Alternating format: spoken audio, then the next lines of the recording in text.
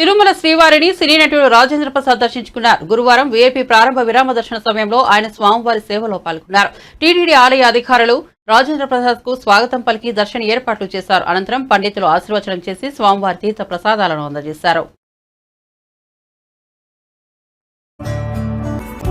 వరకు కూడా ఒక కొత్త పాత్రలు చేయడం జరిగింది. అందులో భాగమే ఇది ఒకటి. ఇప్పుడు చేస్తున్న మంచి అంతా స్వామి, మన చేతిలో ఏమీ లేదు. అది అప్పుడప్పుడు ఆయనకి థ్యాంక్స్ చెప్తూ ఉండాలి. అది మన బాధ్యత. ఇవాళ వచ్చింది ఆ పనికి. సో ఒక కొత్త రాజేంద్ర ప్రసాద్ని మళ్ళీ మీరు చూడడానికి ఆయన బ్లెస్సింగ్స్ కోరుతూ వచ్చాను.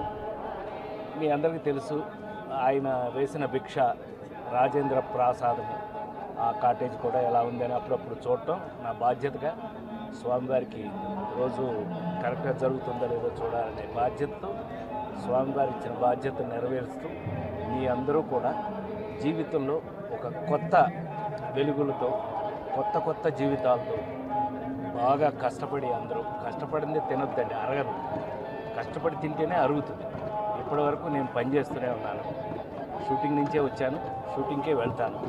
సో మరొకసారి ఆ స్వామివారి ఆశీర్వచనాలు మీ అందరికీ ప్రతి ఇంట్లోనూ పరిపూర్ణంగా ఉండాలని, ఈ నన్ను చూస్తున్న మీ అందరికీ కూడా ఆ స్వామి గొప్ప జీవితాన్ని, గొప్ప ఆనందాన్ని ఇవ్వాలని మనస్ఫూర్తిగా కోరుకుంటున్నాను.